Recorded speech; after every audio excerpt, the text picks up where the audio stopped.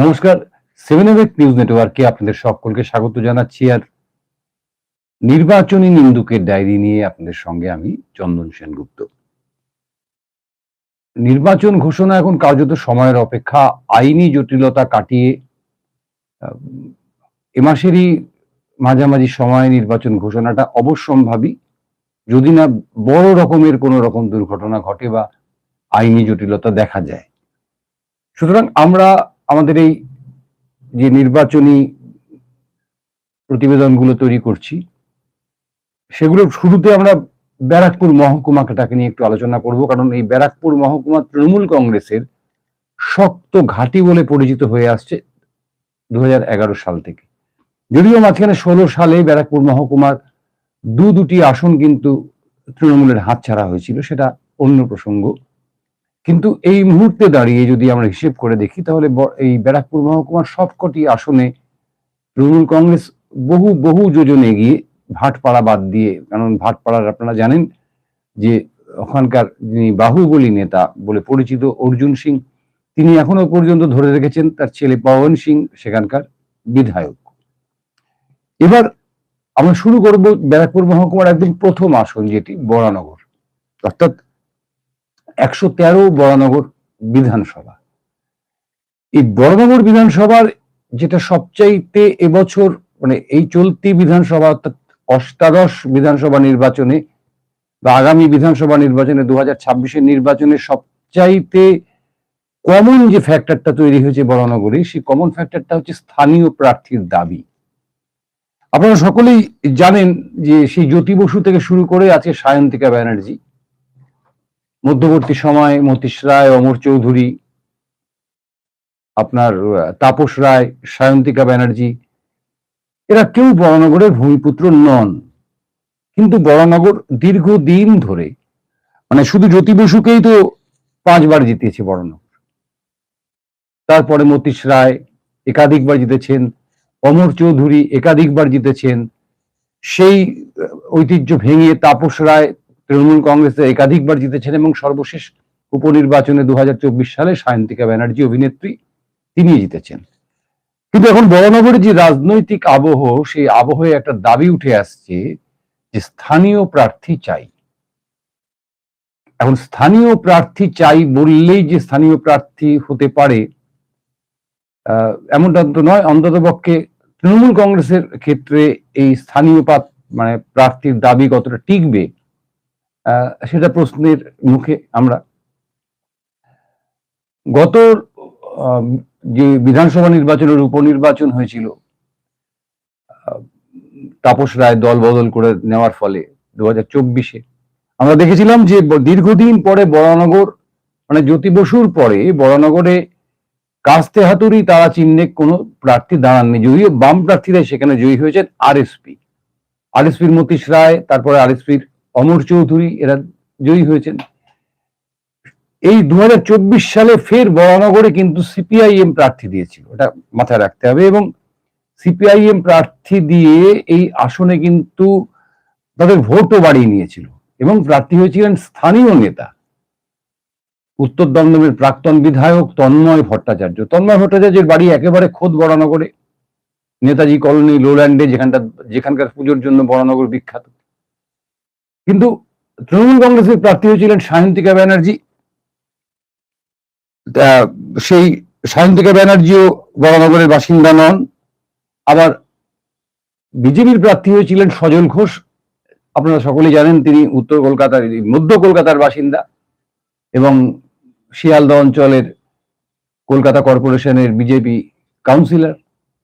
এবার কিন্তু তৃণমূল কংগ্রেসের অন্দরে, বিশেষ করে তৃণমূল কংগ্রেসের অন্দরে স্থানীয় প্রার্থীর দাবি প্রবল হয়ে উঠছে। অর্থাৎ 11 থেকে আজকে 26, এই যে সময়কাল, সেই সময়কালে বরানগরের তৃণমূল কংগ্রেসের শাখা প্রশাখা বৃদ্ধি পেয়েছে। বরানগরে তৃণমূল কংগ্রেসের নেতৃত্ব, তারা যথেষ্ট যোগ্য হয়ে উঠেছেন, এবং তারা মনে করছেন যে স্থানীয়ভাবে যদি প্রার্থী দেওয়া যায় তাহলে বরানগরের রেজাল্ট আরো ভালো হতে পারে। আরো ভালো হতে পারে কথাটা কেন বললাম, যে আমরা দেখলাম যে 2024-এর যে উপনির্বাচন হলো, সেই উপনির্বাচনে তৃণমূল কংগ্রেসের বিধানসভাগতভাবে যদি হিসেব করি, তাহলে বিধানসভাগত ভাবে তৃণমূল কংগ্রেসের ভোট কমে যায় 10.38%, কম নয় কিন্তু। এবং সেটা সংখ্যার হিসেবে যদি আমি করি, তাহলে 2021 সালে তৃণমূল কংগ্রেস প্রার্থী তাপস রায় যত ভোটে জয়ী হয়েছিলেন, সায়ন্তিকা ব্যানার্জি জিতলেন বটে, কিন্তু সেই ব্যবধান থেকে তিনি কত ভোট কম পেলেন? 26,999, প্রায় 27,000 ভোট কম পেলেন। এখানে কিন্তু আমাদের একটু ভাবতে হবে, কারণ দেখুন 2024 সালে লোকসভা নির্বাচন হলো। 2024 সালের লোকসভা নির্বাচন, সেখানে লোকসভার নিরিখে বরানগর কেন্দ্রে সৌগত রায় কত ভোট পেলেন? ওখান থেকে সৌগত রায় ওখান থেকে ব্যবধান বাড়িয়েছিলেন 11,977, অর্থাৎ সৌগত রায় বরানগর আসন থেকে 11,977 ভোটে লিড পেয়েছিলেন। তিনি ভোট পেয়েছিলেন 69,427। কিন্তু সেখানে সায়ন্তিকা ব্যানার্জির হিসেব যদি আমি করি, তাহলে দেখব যে সায়ন্তিকার ভোট সেখানে কমে যায়, অর্থাৎ সায়ন্তিকা ব্যানার্জি বিধানসভা নির্বাচনে এখান থেকে জয়ী হন 8,148 ভোটে, যেখানে লোকসভায় একই সঙ্গে নির্বাচন হচ্ছে। লোকসভায় 11,977 ভোটে সৌগত রায় এগিয়ে থাকেন, সেইখানে বিধানসভায় সায়ন্তিকা ব্যানার্জি জয় পান মাত্র 8,148 ভোটে, এবং সেই ভোটের শতাংশ 10.38% ভোট সায়ন্তিকার কমে যায়। যে 10.38% ভোট কমে, তার উপর সিপিএম থাবা বসায় 4.6% সিপিআইএম ভোট এখানে বাড়িয়ে নেয় স্থানীয় প্রার্থী দাঁড় করিয়ে।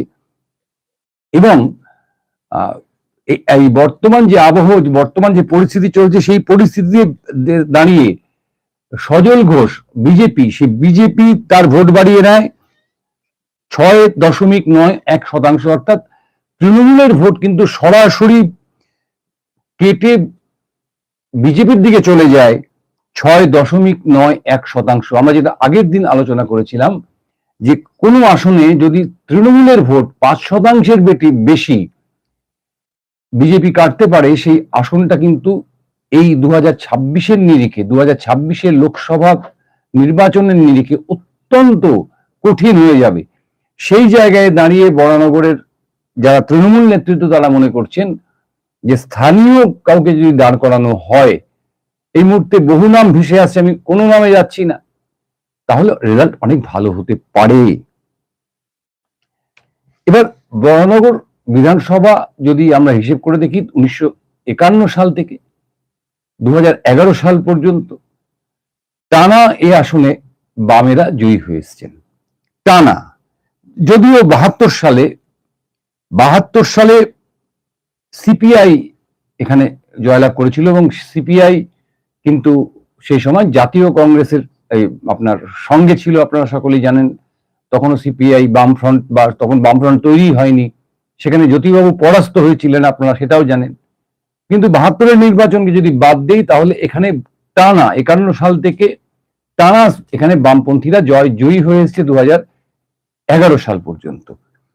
অর্থাৎ বামেদের একটা শক্ত ঘাঁটি বরানগর, এটা বলাটা বাহুল্য হবে। সেই শক্ত ঘাঁটিতে 2011 সালে আপনার তৃণমূল থাবা বসিয়ে দিল, তাপসরা জিতলেন।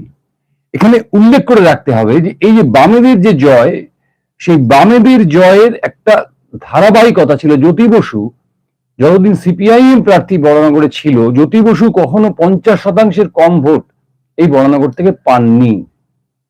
আবার যখন আরএসপি এই বরানগর আসনটিকে কে দিয়ে দেওয়া হলো বামফ্রন্টের তরফ থেকে, আরএসপি প্রার্থীরাও অ্যাভারেজ 47 থেকে 48% ভোট সবসময় পেয়ে এসছেন এই বরানগর আসনে। আপনার সেই জায়গায় মাত্র একবারই এমন পরিস্থিতি হয়েছিল যে 2001 সালে 2001 সালে আপনারা জানেন সেবারও প্রবল তৃণমূল হাওয়া ছিল। সেই 2001 সালে আরএসপি প্রার্থী, বামফ্রন্টের আরএসপি প্রার্থী অমর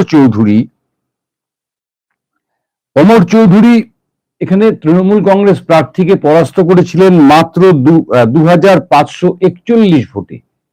এবং এই সময় থেকেই বরানগর অঞ্চলে কিন্তু বিজেপি একটা তার জায়গায় তৈরি করা শুরু করে। অর্থাৎ বিজেপি প্রার্থী আমরা যদি খুঁজে বার করি তাহলে দেখবো যে হেমেন গুহ রায় পেয়েছিলেন 6000 ভোট।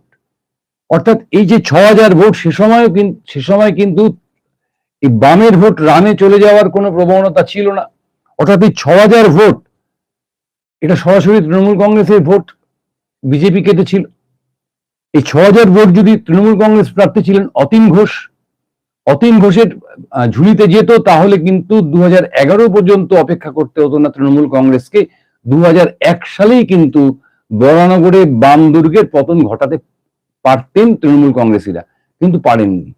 কারণ বিজেপি প্রার্থী হেমেন গুহ রায় 6000 ভোট পেয়ে তাদের সেই আশায় জল ঢেলে দিয়েছিলেন। এবার যদি আমি একটু আপনার পরবর্তী নির্বাচনগুলোর হিসেবে আসি, 2011 সাল ঐতিহাসিক নির্বাচন। তাপস রায়, আরএসপি প্রার্থী সুকুমার ঘোষ, তিনি সুকুমার ঘোষকে পরাস্ত করলেন কত ভোটে? তিনি সুকুমার ঘোষকে পরাস্ত করলেন 36,828 ভোটে। আবার সেই তাপস রায় 2016 সালে জিতলেন মাত্র 16,100 ভোটে। ভাবুন, যেখানে 11 সালে 36,828 ভোটে তাপস রায় জিতছেন তৃণমূল কংগ্রেস প্রার্থী হিসেবে, সেই তাপস রায় 5 বছর পরে 2016 সালে জিতলেন কত? মাত্র 16,100 ভোটে। এখানে একটা অদ্ভুত সমাপতন আসছে যে তৃণমূলের ভোট কিন্তু বাড়ছে কমছে। এরপর যেটা হয় যে 5 বছর পরে জাতীয় কংগ্রেসকে এই আসনটি ছেড়ে দেওয়া হয়। অর্থাৎ বরানগরে যে মহাজোট, সেই মহাজোট কংগ্রেস হিসেবে, সেই মহাজোটের প্রার্থী হিসেবে কংগ্রেস প্রার্থী এখানে লড়াই করেন এবং তৃণমূল কংগ্রেস যথারীতি তাপস রায়কে এখানে প্রার্থী করে এবং আমরা দেখতে পাই বিজেপি প্রার্থী করে অভিনেত্রী পার্নো মিত্রকে। তাহলে পরে আমরা সেই নির্বাচনটা দেখছি কি,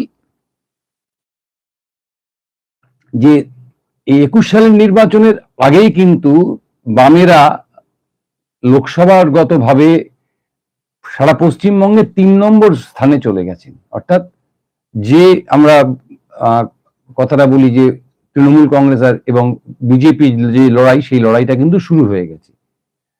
সুতরাং 21 সালে যদি আমি মানে আপনার রেজাল্টটাকে একটু পর্যালোচনা করি, তাহলে আমরা কি দেখতে পাচ্ছি যে বাম জোট এখানে যথারীতি 3য় স্থানে চলে যায়। বিজেপি প্রার্থী অভিনেত্রী পার্নো মিত্র 22.46% ভোট বাড়িয়ে উঠে আসেন 2য় স্থানে, আর তৃণমূলের ভোট বাড়ে মাত্র 4.63%। তাপস রায় কিন্তু অনেক বেশি ভোটে জয়ী হচ্ছেন 2016 চাইতে। 2016 সালে মাত্র 16,100 ভোটে জিতেছিলেন। আবার এই 2021 সালে কিন্তু সেই তাপস রায় জিতলেন 35,147 ভোটে, যেটা 2016 থেকে 19,047 ভোট বেশি। আবার এবারে তাপস রায় তো চলে গেলেন, আপনারা সকলেই জানেন। তাপস রায় মান অভিমান, উত্তর কলকাতা ইত্যাদি বিভিন্ন ইস্যুতে তৃণমূল কংগ্রেসের সঙ্গে মান অভিমান, তাপস রায় তৃণমূল কংগ্রেসের আসর থেকে বিদায় নিলেন উপনির্বাচন, এবং নির্বাচন কমিশন অভূতপূর্বভাবে লোকসভা নির্বাচনের দিনই বিধানসভা নির্বাচন ঘোষণা করলো, উপনির্বাচন বরানগরে। সেই নির্বাচনটাতে যদি আমরা খেয়াল করে দেখি, যে সেই নির্বাচনটাতেও কিন্তু বরানগরের স্থানীয় কোনো প্রার্থী, সেই নির্বাচনেও কিন্তু স্থানীয় প্রার্থীর দাবি উঠে এসেছিল এবং মোটামুটি ভাবে খবর ছিল, যেটা আমাদের কাছে সবার কাছেই খবর ছিল, যে স্থানীয় কোনো একজন প্রভাবশালী তৃণমূল নেতা, তিনি প্রার্থী হচ্ছেন, কিন্তু শেষ পর্যন্ত তিনি হননি।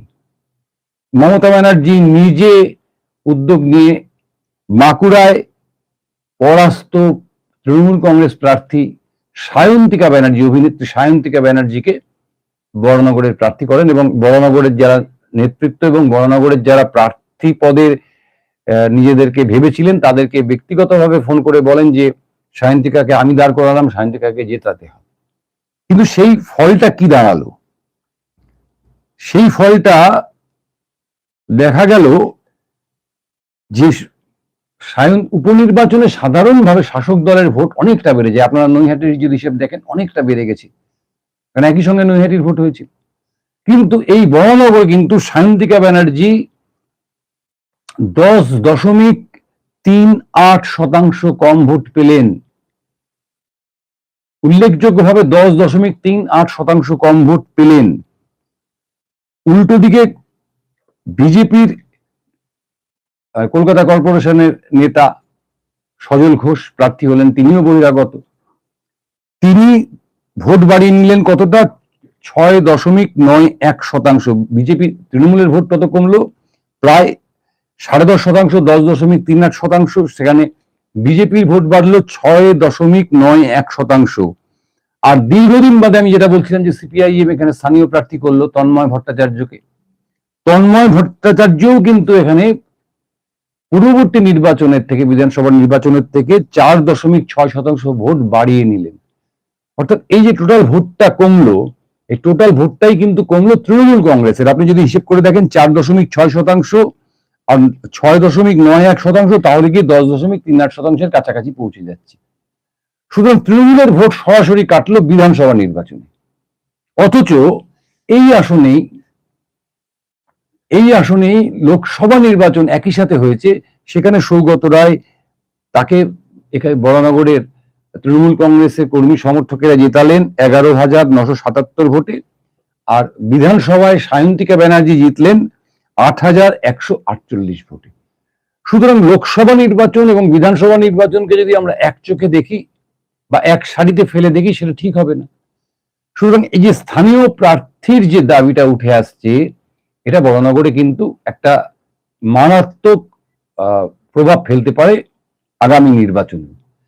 দ্বিতীয়ত যেটা সাংঘাতিক একটা নেগেটিভ মানে একটা প্রভাব ফেলতে পারে, নেতিবাচক প্রভাব ফেলতে পারে তৃণমূল কংগ্রেসের ভোটের উপর, সেটা হচ্ছে বাহুবলীদের দাপট।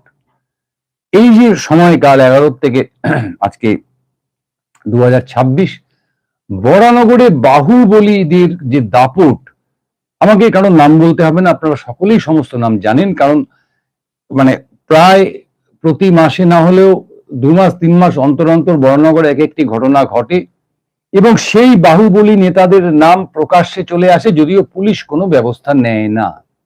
সম্প্রতিও একটা ঘটনা আমরা দেখলাম, একই ঘটনা ঘটলো, যেখানে একজন বাহুবলী নেতার, আইএনটিটিইউসির নেতার নাম উঠে আসলো, কিন্তু আজ পর্যন্ত পুলিশ তার কিসাগ্র স্পর্শ করলো না। সেটা কিন্তু অন্য কথা, কিন্তু সাধারণ মানুষের মধ্যে কিন্তু এর প্রভাব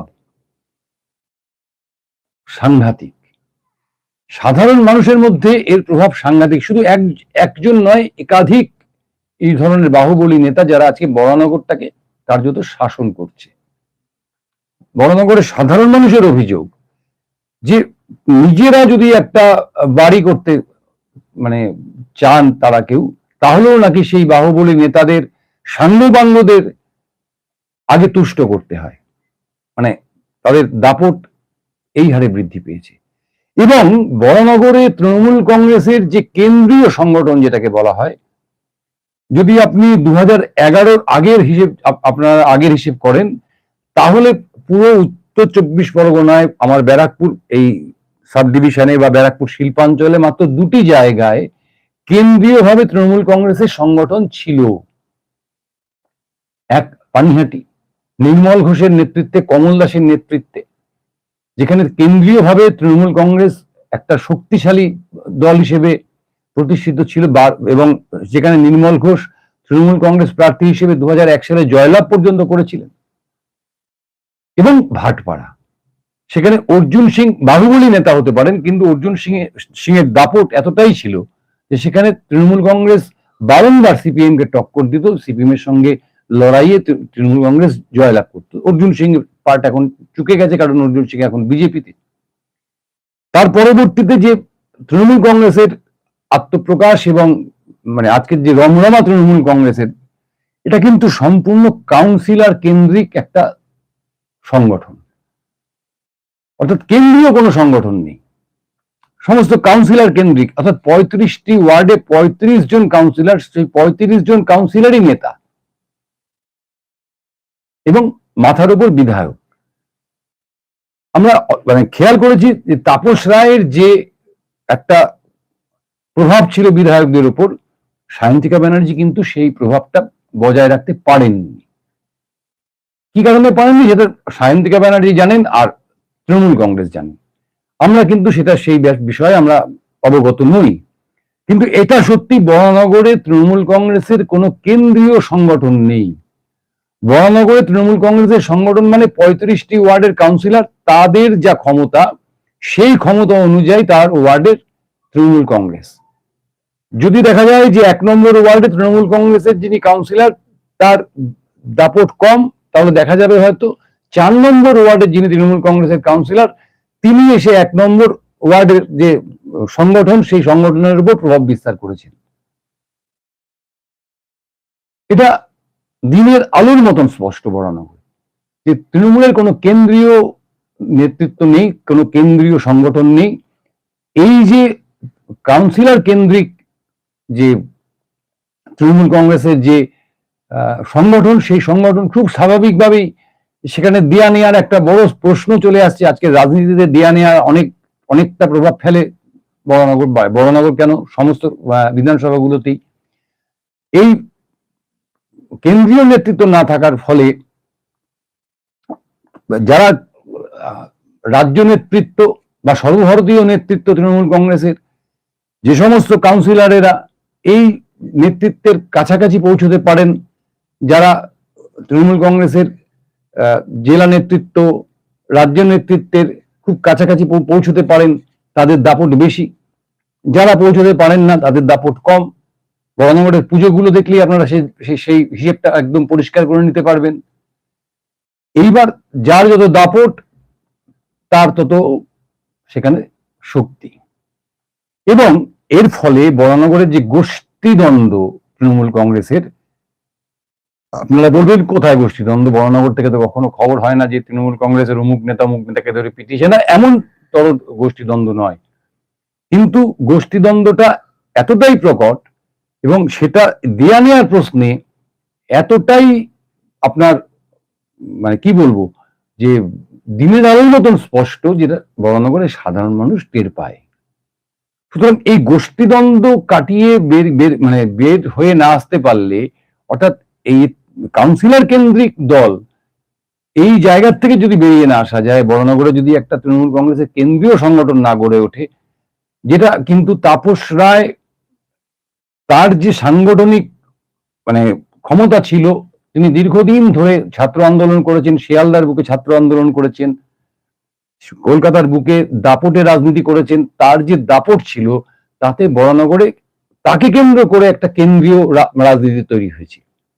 কিন্তু সায়ন্তিকা বন্দ্যোপাধ্যায়ের হয়তো সেই ক্ষমতাটা নেই, বা থাকলেও তিনি বরানগরে ইমপ্লিমেন্ট করতে পারছেন না, কারণ বরানগরে এমন অনেক নেতা আছেন যাদের সঙ্গে জেলা স্তরের নেতা রাজ্য স্তরের নেতাদের ওঠা বসা রয়েছে, যার ফলে এই যে ক্ষমতার কেন্দ্রীভূত হওয়া একটা জায়গা, সেটা বরানগরে হচ্ছে না, যেটা তৃণমূল কংগ্রেসকে কিন্তু বিপদে ফেলতে পারে, যেটা তৃণমূল কংগ্রেসকে অবশ্যই বিপদে ফেলতে পারে। আমার যারা তৃণমূল কংগ্রেস বন্ধুরা এই অনুষ্ঠানটা দেখছেন, আমি তাদের কাছে সবিনয়ে ক্ষমা চেয়ে নিচ্ছি, কিন্তু পাশাপাশি এটাও বলছি যে আপনারা নিজেরা একটু বিশ্লেষণ করে দেখুন যে আপনাদের দলই কিন্তু বিপদে পড়তে পারে যদি আপনাদের এই যে ক্ষমতার কেন্দ্রিকতা বা একজন ওই আপনার এই সভাপতি অমুক সভাপতি কোনো মানে হয় না, যদি না একটা ক্ষমতার কেন্দ্রীভূত হয় এক জায়গা থেকে, সেখান থেকে নির্দেশ আসে, সেই নির্দেশ সকলে মিলে সমভাবে পালন না করা যায়, তাহলে এই ভোট কিন্তু তৃণমূল কংগ্রেসের পক্ষে খুব বিপজ্জনক একটা জায়গায় অন্ততপক্ষে বরানগরে দাঁড়িয়ে রয়েছে, যেখানে বরানগরে তৃণমূল কংগ্রেসের ভোট কিন্তু ক্ষীয়মান অর্থাৎ কমে যাচ্ছে। এটা কিন্তু আমাদের হিসেব বলছে যে গত মানে বিধানসভার উপনির্বাচনে তৃণমূল কংগ্রেস এখানে 10.38% ভোট কম পেয়েছে, যেটা রেকর্ড, অর্থাৎ যেখানে সবসময় বেশি ভোট পায়। পাশাপাশি বিজেপিরও সেই অর্থে কোনো সংগঠন নেই। আপনারা আমার পাড়ায় যেরকম বিজেপির সংগঠন, সেরকম সংগঠনই বিজেপিতে। সেখানে বরং সজল ঘোষ একজন দক্ষ সংগঠক তৃণমূল কংগ্রেসে আপনারা জানেন যে ছিলেন, এবং যথেষ্ট দক্ষতার সঙ্গে তিনি সংগঠন চালান, যেটা বারংবার প্রমাণ হয়েছে। শিয়ালদার বুকে দাঁড়িয়ে মানে সরকারের বিরোধিতা সত্ত্বেও তিনি অত বড় একটা পুজো এবছর নেই, গত শারদোৎসবেও করে দেখিয়ে দিয়েছেন। তিনি বরানগরে এসে যেভাবে পড়ে রয়েছেন তাতে মনে হচ্ছে যেন তিনি প্রার্থী হবেন, অর্থাৎ সজল ঘোষ। আমরা জানি না সজল ঘোষ প্রার্থী হবেন কিনা, কিন্তু তিনি যেভাবে বরানগরের বুকে পড়ে রয়েছেন, বরানগরের সাধারণ ইস্যুতে তিনি রাস্তায় নামছেন, অর্থাৎ বরানগর পৌরসভা তো আর পশ্চিমবঙ্গের বাইরের কোনো পৌরসভা নয়, বা ব্যারাকপুর মহকুমার বাইরের কোনো পৌরসভা নয়। সুতরাং নিকাশি, পানীয় জল, রাস্তাঘাট ইত্যাদি নিয়ে বহু সমস্যা রয়েছে। সেই সমস্যার সঙ্গে সঙ্গে যুক্ত হয়েছে ওই বাহুবলী নেতাদের যে উৎপাত, সেই উৎপাত, এবং তা নিয়ে কিন্তু সজল ঘোষ প্রতিনিয়ত রাস্তায় নামছেন এবং কর্মসূচি পালন করছেন। এবং মানুষজনও ধীরে ধীরে 2024-এর উপনির্বাচনের চাইতে এই 2026-এর সাধারণ নির্বাচনে, অর্থাৎ বিধানসভা নির্বাচনে সজল ঘোষকে অনেকটা বেশি মান্যতা দিতে পারেন যদি সজল ঘোষ সেখানে প্রার্থী হন। রইল বাকি সিপিএম। এবার সিপিএম এই আসনে আবার এখানে আরএসপি কে ছেড়ে দেবেন না সিপিএমই থাকবেন, এটা একটা কোটি টাকার প্রশ্ন। কারণ এই নিয়ে ইতিমধ্যেই বামফ্রন্টের অন্দরে একটা মতান্তর দেখা দিয়েছে, যে যেখানে প্রার্থী ছিলেন বামফ্রন্টের তারা সেখানে ফিরে যেতে চাইছেন। যদি এখানে সিপিএম প্রার্থী হন এবং স্থানীয় কাউকে প্রার্থী করা যায়, তাহলে সিপিএম কিন্তু দ্বিতীয় স্থানে উঠে আসলেও আসতে পারে, কারণ সিপিএম এর একটা শক্ত সংগঠন বরানগরে রয়েছে। কিন্তু যদি এই আসনটি সিপিএম আবার আরএসপি কেই ছেড়ে দেয়, তাহলে কিন্তু বামফ্রন্টের কোনো সম্ভাবনাই এই আসনে নেই। কিন্তু সিপিএম যদি নিজে, অর্থাৎ কাস্তে হাতুড়ি তারা প্রতীকে এই আসনে লড়াই করে, তাতে যে হিসেব পাওয়া যাচ্ছে যে 4.06% ভোট বৃদ্ধি হয়েছিল গত লোকসভা নির্বাচনে এই আসনে, এবং গত লোকসভার সঙ্গে যে উপনির্বাচন হয়েছিল বিধানসভা, সেই উপনির্বাচনে এবং লোকসভা নির্বাচনেও সুজন চক্রবর্তী এই বরানগর থেকে যথেষ্ট বেশি ভোট পেয়েছিলেন গত লোকসভা নির্বাচনের নিরিখে।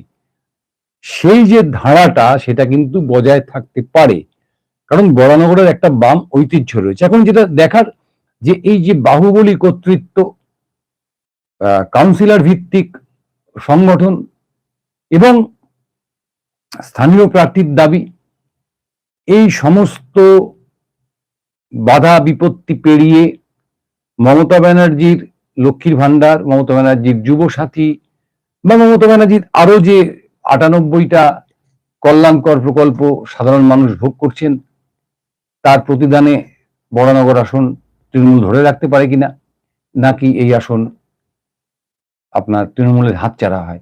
সম্ভাবনা দুদিকেই রয়েছে, তবে অ্যাডভান্টেজ অবশ্যই শাসক দল হিসেবে তৃণমূল কংগ্রেসের। আমরা পরবর্তী দিনে কামাহাটি নিয়ে আলোচনা করব। ততক্ষণ পর্যন্ত আপনারা দেখতে থাকুন আমাদের 7 AVEC নিউজ, এবং অবশ্যই আপনারা আমাদের ওয়েব পেজটি ডাউনলোড করে আমাদের www.7anews.com এই পেজটির সঙ্গে থাকুন, এবং আমাদের যে চ্যানেল, সেই চ্যানেলের আপনার প্লে স্টোরে গিয়ে সেই চ্যানেলের অ্যাপটি ডাউনলোড করুন। আমরা সব সময় আপনাদের কাছে সত্যি খবরটা, মানে খবর তো সবাই করে, কিন্তু সত্যি খবরটা, আসল খবরটা তুলে ধরার চেষ্টা করি সরাসরি, যেরকম আজকেও করলাম। যে বরানগরে বাহুবলীদের অতিক্রম করে তৃণমূল কংগ্রেস কি জিততে পারবে, এটা একটা বড় প্রশ্ন। এই বড় প্রশ্নটা আপনাদের সামনে রেখে আজকের মতন শেষ করছি। সবাই খুব ভালো থাকবেন। শুভরাত্রি। জয় হিন্দ।